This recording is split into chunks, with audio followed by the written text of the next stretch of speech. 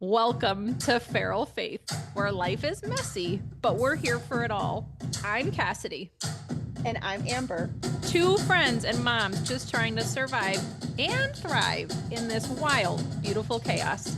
So we invite you into our living room where things may get a little fierce and spicy as we press in. No sugarcoating here, just real talk, real faith, and wildly present conversations. We're showing up and letting our roars out. So buckle up. It's about to get real. This is Feral Faith. Record to this one. We'll hit go. That's how we'll tackle it. I just love it. I think our fans are like, what are these women on? Every time they hit play, we're in a moment. Hi, Feral Faith. Yeah, maybe we need to Welcome. practice our own pausing. We're coming at you live from a different corner of my adult quiet room. 2 weeks postpartum. We're almost we're in the thick of it. It's okay. We're here today to bring what we have so eloquently come up with and possibly some help from AI. We're here with a courage pause moment. Yeah. We wanted to call it the roaring moment or come up with some crazy acronym. We're like, no, we're trying to increase softness, safety, Quiet. quiet. Not trying to roar. Yeah. I thought we wanted to roar earlier, didn't we? Yeah. Kids made us roar. Yeah, there was a little roaring. Yeah. But this is the in-betweens of our Rhythms of Resilience series that we're doing post-holidays in the midst of some geopolitical community crazy season that we're all in. And we wanted to come back and continue adding practical tools that you can utilize with your friend, by yourself, with a partner or a spouse, in this season while we're trying to build up our capacity to handle The tough stuff. external chaos. Yeah. The tough stuff of Yes. life. It's gonna hit us all. Yeah. Just saying. It always Yes. comes. It always comes. And we get to do it in our jammies. Yeah, we're in Still basically in jammies. So We welcome. went feral today. We did. So welcome. Yeah. Okay, so we actually practiced this before we got on with the kids. Yep. We have taught our kids PMR. Which is progressive muscle relaxation. Yes. I almost said PMS, but we Right. don't need to teach our kids that. They No. get that.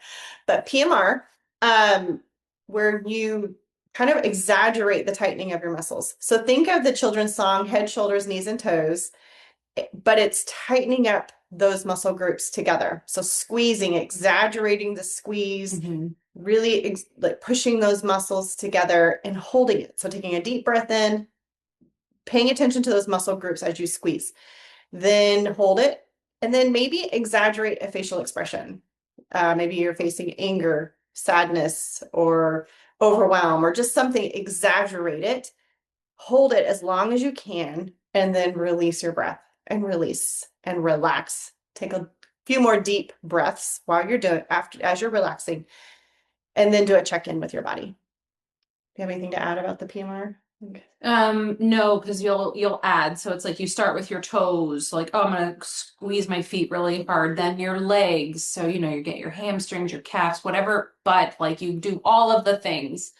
All the way up. All the way up. All the way up to your shoulders. Up to your shoulders, and then to your try face. to do your face as well, as in like squeezing those muscles. But that's where you contort your face into an exaggerated facial expression. Yeah. And then just hold it. Yeah. And I mean, it looks ridiculous. Okay. It really, really does. Yeah. It might not be Instagram worthy. However, and make sure you have a really good friend who, Yeah.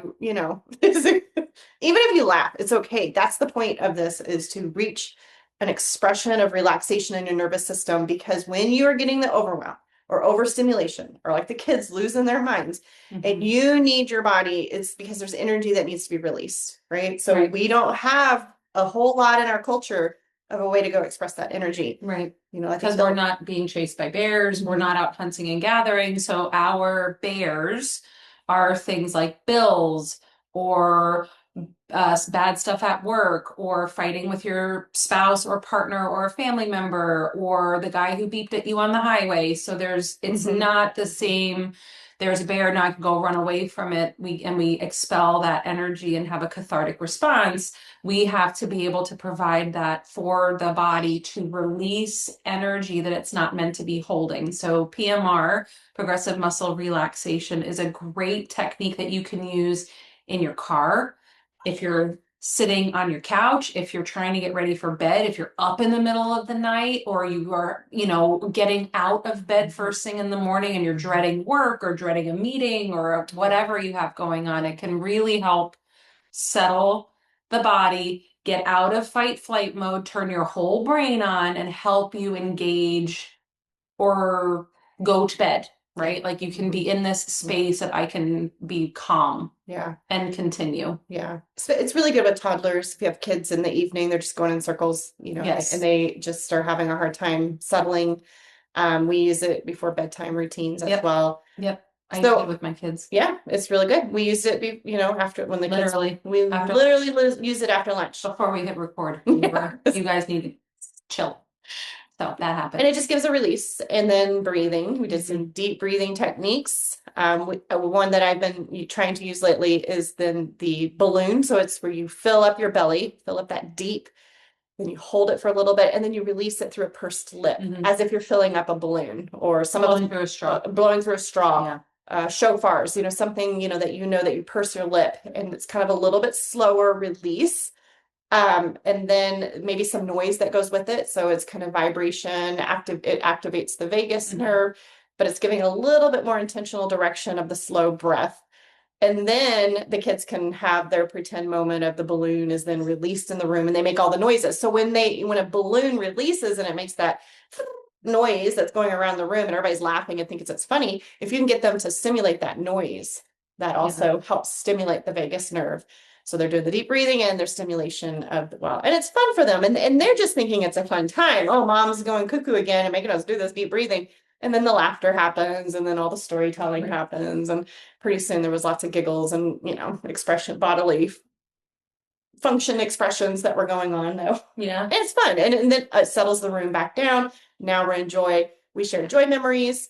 So that's what we're going to talk a little bit more about. Last time we did joy memory, like set up your 10 joy memories, right? Yep. Go through, or more if you have more, make new ones or think of new ones, but ask God for remembrance of them. Yep. Having new ones.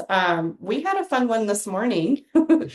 When we shared dreams. Dreams is a great way to connect. And I'm not talking dreams as in the future of your own human plans, but dreams that God gives you in the nighttime. What happened overnight? Yeah, the communication from Holy Spirit overnight. And we were sharing about that, and it stirred some emotion, right? Like and our visit is coming to an end here real soon. And so there was just a bit of emotion. So then we switched gears and we're like, what would you tell your friend? How would you describe? Or no, what was it? How would you describe things you can say about your farm animals, but you can't say to your friends? So Yes. what happened was, Amber and I make jokes a lot about how we're going to get a farm commune, and one day I'm going to have a dairy cow and all the things. And she goes, next time we come see you, I'm going to be like, come on, kids, let's go milk a cow. And I said, Amber, that is no way to speak about your friend, because I was nursing my son. And I'm teasing, and then Amber goes, things you can say to your farm animals, but you can't say to your friends. And I said, thanks for the butt nuggets. They were delicious. And for those who have chickens, you know what we're talking about. But it just started a cascade. It did. It was fun. Yeah. And then the kids came downstairs and then we had to stop. But Yes. it was fun. Yes.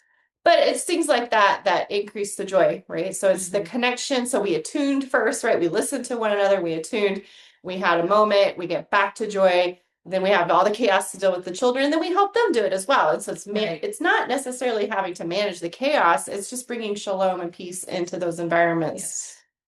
So how then can we take it up a notch? Because we've shared last time we talked about building, having the joy memories, building up the catalog of joy memories.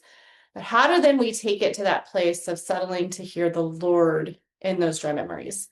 Because we do want to help our brothers and sisters to hear God in this. It's really hard to hear him when you're It's very noisy. right? It's even our kids. Like, how many times today we were talking about they're not listening to us, and we had to get their attention and say, okay, you're going to listen. You're going to sit and you're going to listen, and you're going to be quiet, and we're going to give instruction. But they couldn't hear us above the noise. And it's the same that's happening around us. People cannot hear God. They can't hear one another. Right. So if they're not listening to one another, I guarantee they're not listening to him, because Yeah. scriptures tells us that too. Well, and he's quieter, right? He's the soft voice. He is very soft, very He's soft. not going to yell over the chaos. Yeah, which might be helpful to Yeah. have him yell, but he Yeah. doesn't. He wants his children to come and sit with him. Yeah. So we call these Emmanuel moments. So you take your joy memory and you can write it out or type it out or however you have it, and then you go and sit with the Lord. And it's also a good time to practice deep breathing. So you're calming yourself. Your brain is already switched into relational. Now it's deep breathing.